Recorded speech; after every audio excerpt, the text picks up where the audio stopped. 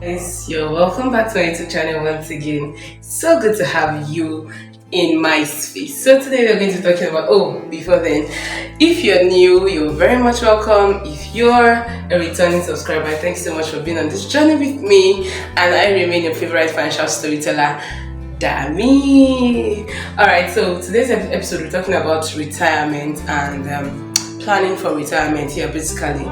So I'm going to be saying that planning for retirement requires a lot of intentionality, right? You have to be intentional about your retirement. What exactly do you want to retire to? What exactly do you want to retire with? At what age do you want to retire? What is your mindset, your concept of retirement? That is, it is not generic, it's unique to every individual. I might be convenient with retiring to a $45,000 account or investment, and another person might also be convenient with retiring to a $10,000 investment, and that differs based on persons, right? Our uniqueness varies. So this retirement is very, very unique.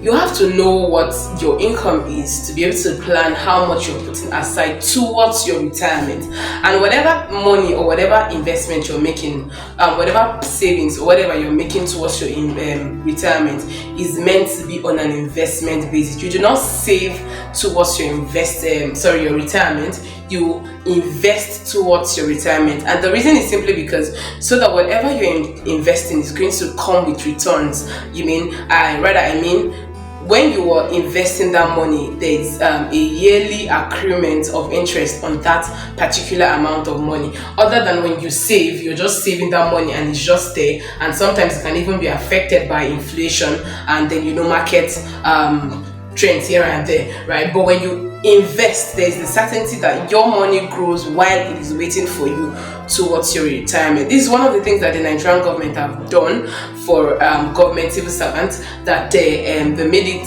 compulsory that as soon as you get to 10 years of service, they remove a particular amount of your salary and keep aside.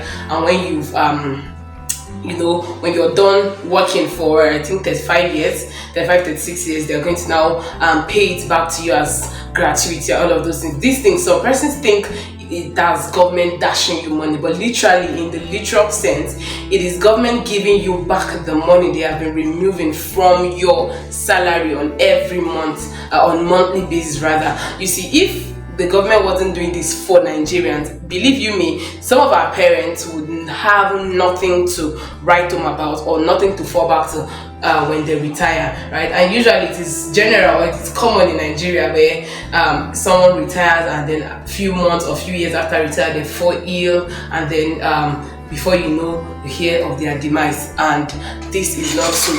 If one of the factors that affect this is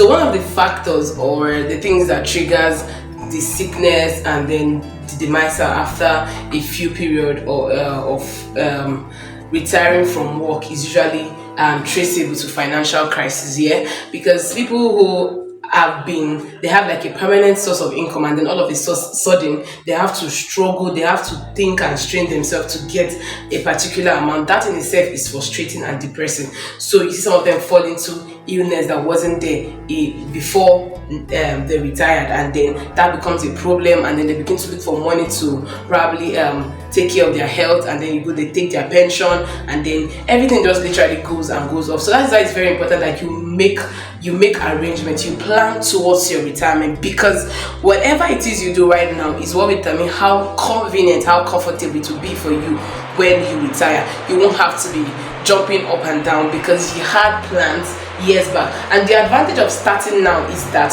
you have the leverage or luxury of time to effectively, you would have not done that.